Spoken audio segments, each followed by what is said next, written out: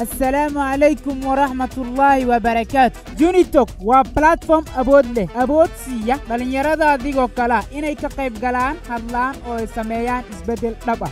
Yunitalk waa qalab kormeer bulsho oo SMS bilaash ah oo adiga lagugu talagalay. Waxay ku ogolaanaysaa inaad ka qayb gasho codbixintaada, hesho digniinaha oo aad la wadaagto fikradahaaga arrimaha muhiimka ee quseeya bulshadeena.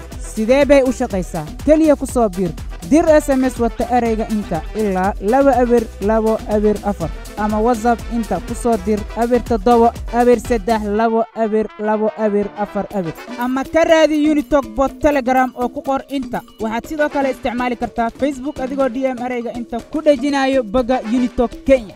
la soco oo ku hel codbixinta iyo ogeysiisyada telefoonkaaga, SMS, WhatsApp, Telegram ama Facebook Messenger. u hadal oo la wadaag fikradahaaga iyo xalalka mawduucyada sida caafimaadka, waxbarashada, biyaha, nadaafadda, shaqo la'aanta, dhalinyarada iyo wax badan oo kale. aan isku nimaadno oo aan kor u qaadno codkeena oo aan abuurno mustaqbal wanaagsan si wada jir ah. waxaan u dhisi karnaa bulsho xoog badan. Yunitalk codkaaga waa noo muhiim.